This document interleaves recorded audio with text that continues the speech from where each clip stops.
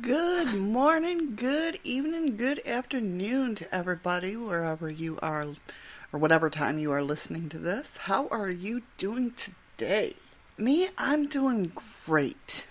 It's getting warmer out. The snow is melting. What's nice about here in Alaska, well, at least in Valdez, when springtime comes around, like I said last time, it rains and snow melts and you get water leakage and all that good stuff. But the thing about it is, what's really cool, at least to me, is we get a lot of snow in Alaska, in Valdez. We're known as the snow capital of the world. That's why we have a lot of skiers come here and snowmobilers and fat bike riders, I guess you call it. So what's nice about it is one day I will wake up and I will go outside and everything, all the snow will be gone and it'll be green. Instantly, just like that. One night you go to bed, 'cause I'm a smoker, so we go outside to smoke and the snow is still there and you're waiting for it to melt and you're watching the snow come down off the mountains and you see all the brown on the mountains and everything, and then all of a sudden the next day it'll be green, and it's beautiful. I love it here. I've lived here for 3 years now, and I don't see me not living in Alaska. First of all, it's a different world up here than the lower 48. I'm from western New York, so it is a whole different feel. You remember, if you're down in the lower 48, you know what I mean. Remember how it used to be in the lower 48s where, you could still do it, but you say good morning, everybody's like, hi, how you doing? Good morning, how you doing? It's like that old town feel. It's like living back in the day with electricity and, all that stuff. All the modern amenities, but yet it's like living back in the day. Somebody is stranded on the side of the highway, always somebody will stop by and make sure that they're okay. Or it's just everybody's out to help everybody else. It's like this whole state is one big community. It's just awesome. Second part of great living up here is that it's ruined me for the air quality. The air quality up here is so much better. Yeah, 2 years ago I went down to South Carolina to see my son graduate in the National Guard and boot camp, and once we stepped foot in Seattle, I couldn't breathe. It was like, oh my gosh. You don't realize it until, I realized it when I first moved up here. I was like, wow, I can breathe so much better. And then, I went down to the lower 48s for that and couldn't breathe the whole time I was there. But it was a great time either way. And the third thing is now anybody who knows me, I am 45 years old. I have never, ever, ever been a water drinker. Yeah, I just can't stand water. It has no taste, But up here, the water is so pure, and we joke and say it's glacier water, which it could be, I have no clue. I'm sure it might be, glacier water. It could be. Either way, it's phenomenal. I love the water up here. I can drink it all the time, which is definitely healthier than Pepsi or coffee all the time. But yeah, the water up here is absolutely wonderful. So, I just love it up here. I am so happy that I moved up here. I miss my kids, obviously, back home in New York. And they better be coming up here soon to visit me. But, I'll be going down there to visit too. But, yeah, I just absolutely love it up here. Anyway, my week has been reflecting on how beautiful it is up here. And how I can't wait. Because I live in, if you look up Valdez, Alaska, I live in basically an island. There's one road out of town, or you can fly, or we have the ferry. Ferry don't usually run in the wintertime, I don't think. If not, it's very limited. The planes don't, they're supposed to be 2 planes a day, And sometimes they don't even run because they don't have they're not the light jets, they don't have the radar and stuff. It's all visual. So sometimes they don't run. If the wind's blowing over the mountains, they won't run. They won't fly. And if it's foggy, they won't fly. If it's snowing too hard, they won't fly. So it's very hard to get in and out of this town sometimes. And going through the highway, which is called Thompson's Pass, well, Richardson Highway, but we call it Thompson Pass. If it's snowing, forget going, because it's very dangerous up there getting out of town. So it's basically an island. But it's gorgeous. I love it because we live right next to the water, and I can't wait for it to get warmer out to sit next to the water and go fishing. My pastime. That's what I do on my off days. Go fishing. Love it. Or sit by the water. Whatever. Anyway, in this episode, this is Law of Attraction number 3. I'm gonna try and do both, but I don't think I'll have time. I think I'll probably just end up doing visions, but we're gonna do visions and goals. And before I get started on everything about visioning and visioning what you want to manifest, let me just explain to you that Law of Attraction is kind of funny in a way. When you're visioning what you want to manifest, it can be exciting, obviously, because you're seeing what you want of the future, right? But it could be frustrating. I'm going to give you these little tidbits. Belief is the key. Believe that you are capable of achieving what you want, okay?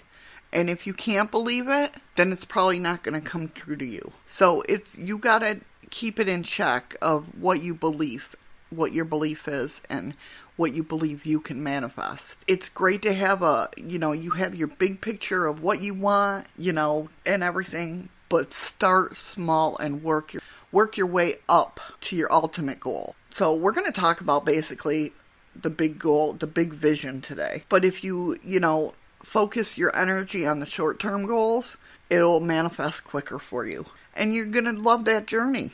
And then you're going to start believing more and believing more and believing more. That'll get you quicker to your ultimate goal. And using affirmations for your goals are awesome. But we'll get into all that. Okay? So let's start out. What is a vision, right? So a vision is a picture of what you desire to create in the future. So it's like a pre-seen picture of your ideal self in life. It's basically a visualization of what you'd like to experience, but it's filled with meaningfulness and fulfillment. It's fueled by and direct outgrowth of your values. And it has immense power to motivate you and guide you in the direction to your highest goals. When you're visioning what you want, it kind of pulls you towards what you desire to create for yourself. It's not what someone else desires for you. It's not a have to or should. It's a picture that excites you and inspires you. And it also expresses your most true self. So you want to vision what you'd like to see happen, right? It doesn't have to be specific on how it's going to happen, because usually times we don't know how it's going to happen. But it can be dreamy or pictorial, but the more specific and the full of details you can make it, then the easier it'll be to materialize in your current life or manifest in your current life. So when you visualize, it affects our brain waves in positive ways. We can get to that goal. We can get to that. And it'll ultimately lead to the ultimate goal. And then once you have your vision, you can create goals and actions that'll help you attain your vision. You can create a vision for a moment, a day, a decade, or entire life. You choose the times that you want to envision certain things. I tell you all the time that my vision of my house and how it's not just my house, it's the whole lifestyle. I think I've said this before. In my house, it's a certain way, a certain setup. But it's not only that, it's how I feel in that moment. It's how I look in that moment, I'm skinnier. Of course. I am older. I see myself as being older. I see the clothes that I'm wearing. I see what my children are doing. I see my husband in the recliner watching TV. I see the details, like pictures hanging on the wall. I like a lot of plants in my house, so I see a lot of plants in the house. Things that I like that are normal, would be normal for me there. I think about how I feel in that moment. What I'm doing in that moment. What's going through my head in that moment. I feel all those. So you can create a vision 1 to 3 years out and then identify the goals and action steps that you will need to move in that direction. Like I see me, as my son's going out the door, me handing him money to go to the post office and mail things out. Right now, that was the beginning vision I had because I was planning on crafting and doing that sort of thing. And I've kind of slid from that a little bit, but so I'm giving him money to do something, and I'm not sure what it is at this exact time, but it's open for what could be in the future, if that makes any sense. When you work towards goals without a vision, it's easy to lose track of the big picture to veer off course. So you don't want to lose your sense of purpose, right? Under these circumstances, life can seem to happen to you, not for you. So you want to have a vision that pertains to your goals and your goals to your vision. It's just a lot easier that way to manifest. And having a vision that's informed by your values gives you a place to check in and see if you're currently moving in the right direction. Do I see myself doing this in the future or feeling this way, or do I see myself this way in the future? And then you can kind of know, okay, let's go on this path a little bit more. This is what I'm doing to obtain my future. And it's opportunity to get excited about what's next. It prepares you at a deep level to actually enjoy the experiences you currently desire. So let's talk about your visualization. I can't say that word apparently. So I want you to sit in a quiet space where you're undisturbed and allow for at least an hour to complete the following exercise. So I want you to attempt or see and describe your experience in the sensuous detail possible. What are the sounds? What are the sights? What are the flavors? What are the feelings? Allow your vision self to be different from your real self in whatever ways you'd like. Are you skinnier? Are you more buffer? Are you healthier? So allow room to create all that. And you can do it in whatever ways you like and allow yourself room to experience things for outside your normal daily experience if you would like. You don't have to answer all these questions that I'm going to ask. Just focus on those that seem to significant to you. Capture as many vivid details as you can as you move through each group of questions. So imagine yourself at some point in the future, perhaps a year or more, and you are living your ideal day. Okay, you've already got everything that you wanted. This is your new life. This is what you want your life to be. Right? How did your ideal day start? Where are you? What's the space like? What are you doing? What's different on how you begin your days now? Okay? And as you move into your day's activities, where are you going? Are you going shopping? Are you going food shopping? Are you going to get your hair and nails done? Are you... Just imagine the whole day, right? So what are you doing? How do you feel about that? How do you feel in that moment? Are you working? If you are working, describe your work environment. How does your workplace look? What kind of work are you doing? Are you passionate about your work? Why? What skills, strengths, and talents are you using? What do you spend most of your time on? And what are you learning? Who are you working with? What kind of relationships do you have with your coworkers? Are you the boss? What has changed or gotten better? What is energizing and fulfilling about your workday? How is it different from your current reality? And if you're not working, describe how you're spending your days. Where are you? What are the components of your days? What gifts and talents are you using? What experiences are you having? Who are you encountering? What are you learning or exploring? And what makes you feel good about yourself and your life? And at the end of the day, Describe your routine. How do you wind down? Are you watching TV? Are you taking a bath with candles in your hot tub? What are you doing? What is pleasant and important about your end of your day? What are you looking forward to at the end of the day? Where do you spend time at the end of your day? What routines or practices have you implemented to ensure this part of your day goes smoothly? What is different about how you end your day compared to your current reality? And before you retire for the day, look back on the day with gratitude and appreciation. What are you particularly grateful for on that day? What is fulfilling your life with satisfaction, joy, and ease? Who are the people that are making a positive impact on your life? How are you positively affecting others' lives? How has the quality of life improved? Name some of the values that are apparent in the vision. Take note of how happy they play a role in creating your satisfaction and inspiration. Are there any values you don't see built in your vision or represented in some way? Think about all those little details and all those little things. So after you get done doing all that and asking yourself those questions, keep in mind your visioning exercise, right? Consider the following questions. What are the most striking specific words or images for you? What qualities and characteristics stand out overall? What area of your life seemed to be asking for attention? Did you feel anything in your visions? Like, what are you feeling? That's the biggest one, for me at least, is what are you feeling in that moment that you're seeing yourself? Are you happy? Are you insecure? Even the bad ones. Think about those.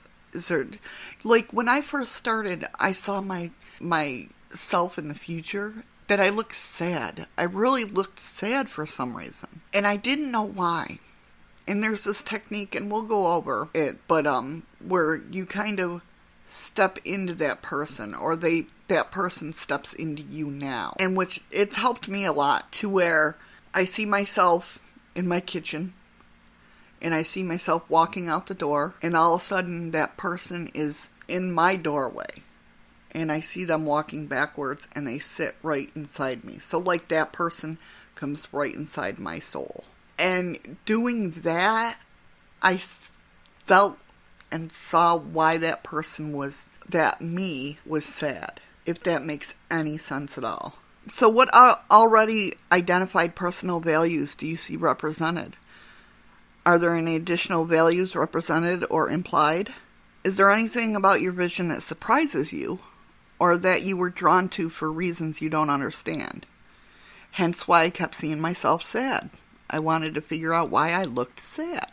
Is there anything in your vision that you felt obligated to include, but that doesn't really seem to belong? What appealed to you about your visioning exercises? And what part of you resisted doing them? So make some notes in your journal about your discoveries and insight, including the area you most feel called to work on now, and any areas in which any areas you'd like to do additional visioning work.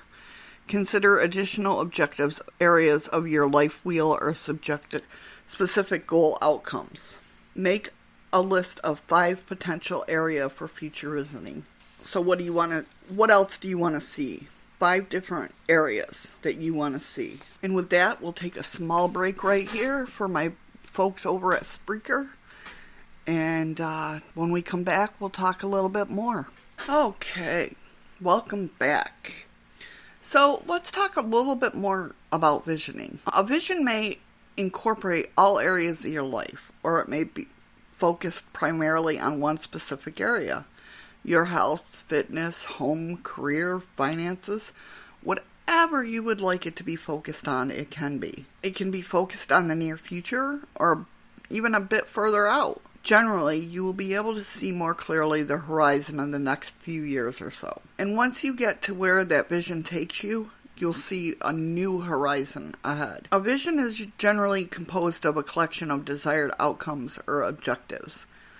You might think of these things as like rays of your vision. For example, the career vision may include a better physical environment, better working relationships, more rewards, more or less creativity, responsibility, flexibility, and so on. Just think of anything you want to change in your life. and use the law of attraction to draw in. Think of you as your true you. This is where you want to be. This is how you want your life to go. Each vision can have many areas. Each vision area can give rise to one or more goals. We'll cover goals and action plannings a bit later, but for now, stay focused on clarifying and exploring your vision. Pay attention to what you desire and to the areas of your ideal day visualization that energizes you the most. Define and document as much as your life vision as you'd like, but initially be prepared to focus primarily on just one major area. You'll then be able to apply the same skills to additional objectives down the road. Express your objectives in your own words. Like saying, I have my vision of everything, but what am I truly wanting? So I had to go through and kind of figure out what my true goal was. What was I, in seeing this beautiful vision of my life and where I wanted to be and who I wanted to be, what was the underlying goal? And right now, what I'm feeling from that is stability.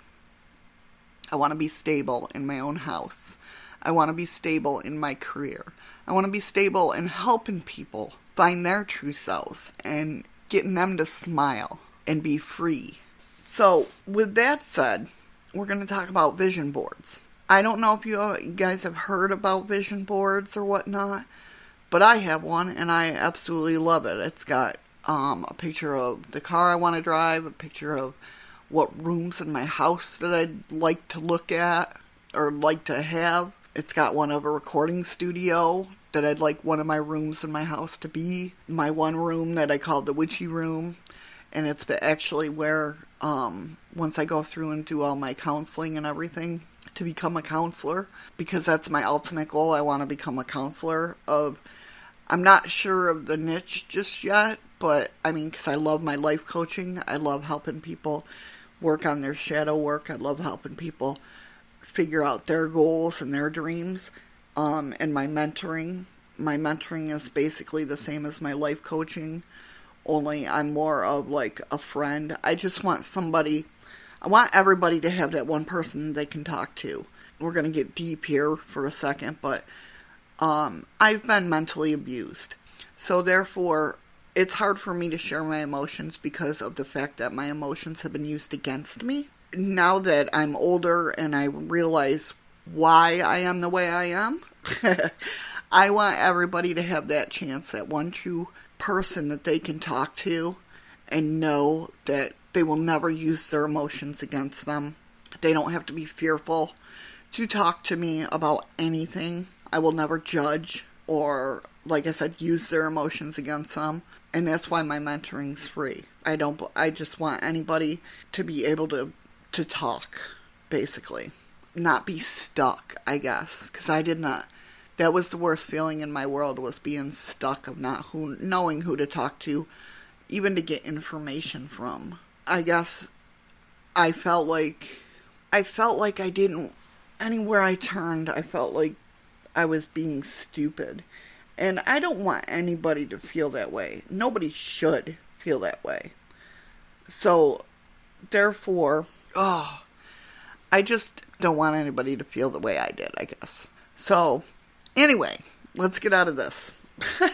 We'll talk about that in another podcast coming up. I actually have a couple more podcasts that I want to do other than the Law of Attraction series, which upcoming podcasts are going to be experiencing out-of-body experiences, near-death experiences, and astral travel. I've had all three. I'm going to tell you my stories, and hopefully you'll join along and leave some comments either at shadowsofthemoon.com or on my YouTube page, Shadows of the Moon, or wherever to join in the show on my Patreon. I've had all three, and I'd like to share them with you. Also, what else do we got coming up? I'm going to talk more about what I do, what my services are. We're going to talk about, my board fell behind my filing cabinet, so I can't see exactly.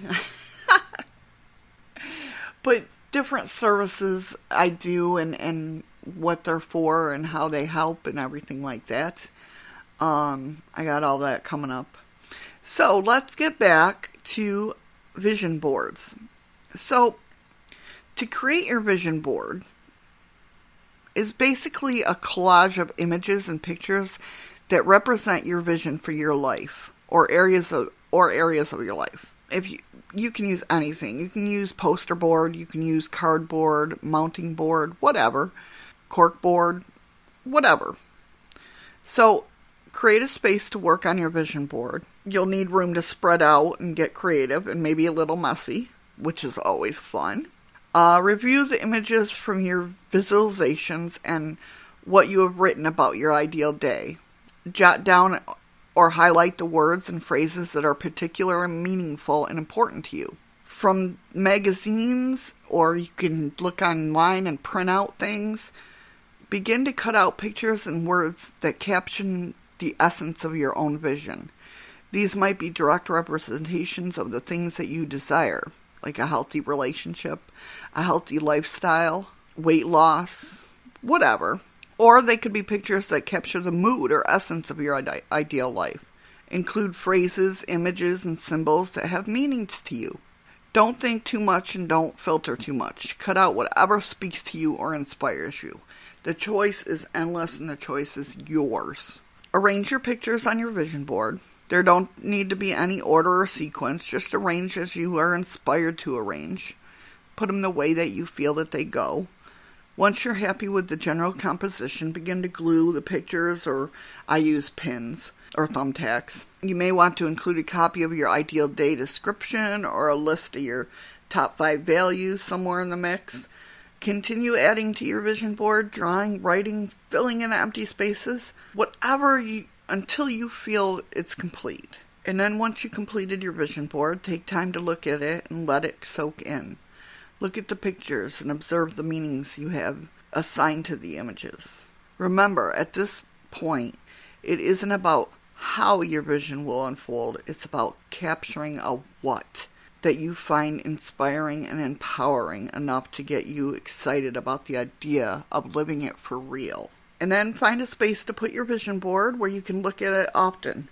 During the next few weeks, make a point of looking at it daily.